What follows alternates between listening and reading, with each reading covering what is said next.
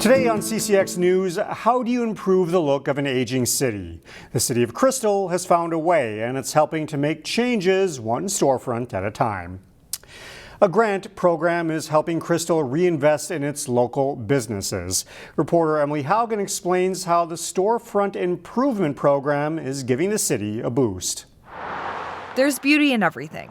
Sometimes it just needs a little TLC. One of the challenges Crystal has is just that we're an older city. But over time, you need to continue to, revitalize and reinvest in properties. Community Development Director John Sutter says the City of Crystal's Storefront Improvement Program is addressing that need head on. They're offering some businesses up to $12,500 to give their storefront a facelift. It has to be the side of the building that faces a public street, and it has to be certain kinds of improvements that have an impact on the visual appearance of the building. 3 local businesses in some districts have already put the money to work, including the new Wine Thief and Nail Jail and B&K Auto. The benefit is making the city look better. We hope that it also drives business to these locations. There's a bee and an owl and the lady. Down the street, Elysian Playhouse is one of those spaces that took advantage of the funding. The grant paid for just part of the theater's exterior remodel, a mural. It was really being able to put ourselves out there in the community as like a beacon for artistic collaboration. It was painted by artist Lily Lennox in 2022. Since then, Elysian Operation Manager Lena Grendel says the art outside has helped draw the community in. It brings the light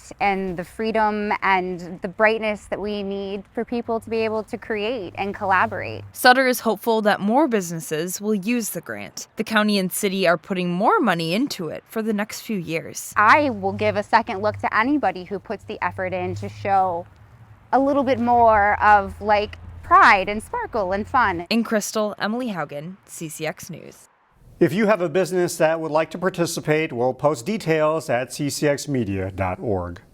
In other news, a judge has sentenced a Plymouth teen to 6 years in prison for her role in an attempted murder of a man who she says sexually assaulted her. Court documents show 18-year-old Christy Hansen pleaded guilty to aiding and abetting first-degree assault. She's accused of planning an attack with her boyfriend, a 21-year-old St. Paul man, to fatally stab her accused assaulter. The stabbing occurred last July at Civic Center Park in New Hope. The criminal complaint says witnesses saw it happen. The man who was stabbed suffered critical injuries but survived. The Plymouth City Council has approved plans for a developer to build housing on the site of a former horse club. The Silver Buckle Saddle Club closed last year, citing rising property taxes. It's located near the Plymouth border with Maple Grove, just north of Chancada Trail. A developer has proposed to construct 22 single-family homes on the 10-acre site. There are existing housing developments on either side of the property. Some homeowners living nearby had concerns about how vehicles would access the new development. Engineers are planning to construct a new public road that connects the development with the adjacent neighborhood. They also had concerns about traffic. I'm really concerned about 2,500 feet of roadway with a bunch of kids, and right now that's the only way in, so that makes me nervous. The Plymouth City Council voted 4-1 to move ahead with the project. A familiar face to Minnesota hockey fans made his way to Maple Grove to help support a good cause. Minnesota Wild mascot Nordy was at the Maple Grove Cub to lend a hand with the Salvation Army's month-long food drive. Nordy's appearance is part of the Salvation Army's ongoing quest to collect non-perishable food to restock the shelves of their 9 metro area food pantries.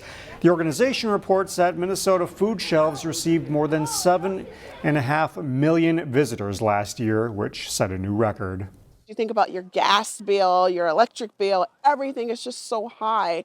But income isn't necessarily matching that. It just makes it a little bit tougher. And so we have seen an increase in the number of people that are visiting food shelves throughout the state of Minnesota.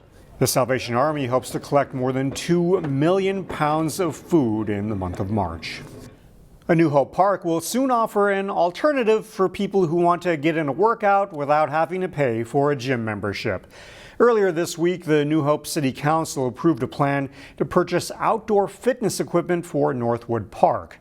The city's plan is to install 7 pieces of equipment along the walking trail near the playground. The equipment could accommodate up to 18 people at a time and cover all major muscle groups. The overall cost is around $40,000, and installation is expected to happen in late summer or early fall.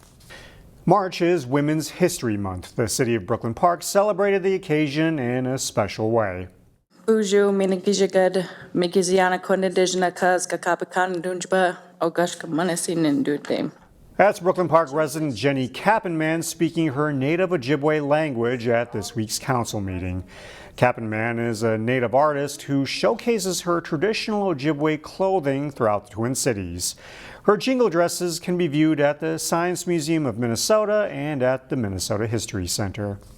Finally, this segment, 314 or Pi Day turned kind of fruity at the Plymouth Community Center. We have banana cream, we have coconut cream, French silk, wild berry. That's not to mention apple, cherry, and lemon, all flavors of pie served up to celebrate March 14th. For Russ Clarno, it's a double celebration. It's also his birthday. To help celebrate, he had one special request. If I could get some caramel on top. I'm a caramel guy, so ice cream is good too. The annual event at the Plymouth Community Center is put on by volunteers. Money raised helps support senior programming.